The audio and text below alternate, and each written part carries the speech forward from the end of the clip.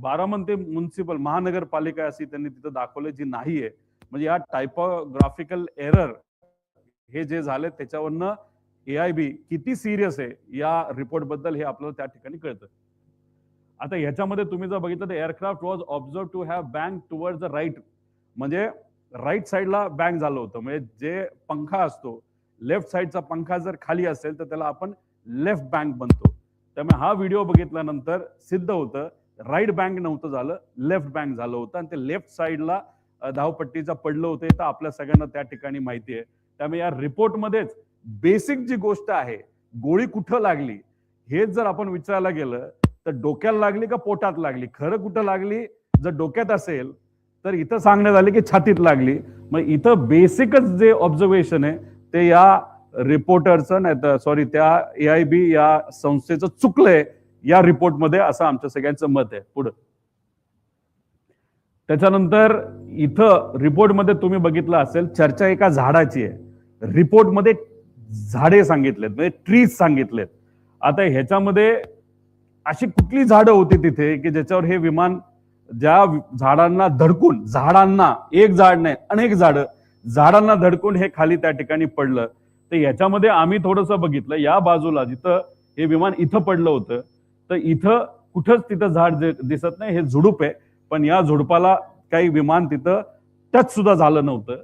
त्यानंतर हे तुम्हाला दिसलं. पुढे घ्या, पुढे घ्या. आता हे माऊली रायते म्हणून लोकल चांगले तिथले पत्रकार आहे, त्यांनी अख्खा रिपोर्ट आहे मोठा आहे 28 जानेवारी तुमचा घेणार नाही. पण याच्यामध्ये आपण जर बघितलं तर हा व्हिडिओ आम्ही काढलाय. तिथे हे झुडपं सोडली पण ही झुडपाची हाईट आणि विमान पडल्याची हाईट ही मॅच त्या ठिकाणी कुठंच होत नाही. त्यामुळे रिपोर्टमध्ये झाडांना धडकलं इथंच या AIBचं चूक त्या ठिकाणी झालेलं आहे. म्हणजे रिपोर्ट द्यायचा म्हणून रिपोर्ट दिला का कुठेतरी झाडांवर जबाबदारी ढकलून द्यायची असा कुठेतरी केवळवाना प्रयत्न AIB कडनं झाला असं आपल्याला म्हणावं लागेल. पुढे पुढे आता दुसरं तिथं असणाऱ्या काही लोकांशी बोलल्यानंतर हे खरं खोटं हे इन्व्हेस्टिगेशन, क्रिमिनल इन्व्हेस्टिगेशन म्हणजे CID ला विचारावं लागेल नाही तर CIB ला. काही लोकांचं असं मत आहे की विमानतळाची रेकी करण्यासाठी ऍक्सिडेंटच्या आधी काही तिथं लोक आली होती असं लोकांचं मत आहे. ह्याचं क्रिमिनल इन्व्हेस्टिगेशन करायची जरूरत आहे. हे त्या CID आणि CBI करावं, याच्यात थोडंसं लक्ष घालावं असं आमचं मत आहे.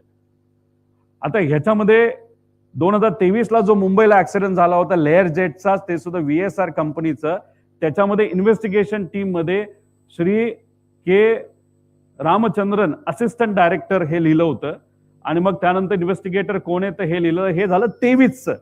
मग आता कालचा जो अजितदादांचा रिपोर्ट आलाय त्याच्यामध्ये कुठल्या इन्व्हेस्टिगेटरचं नाव लिहिलंय का तर नाव लिहिलेलं नाही.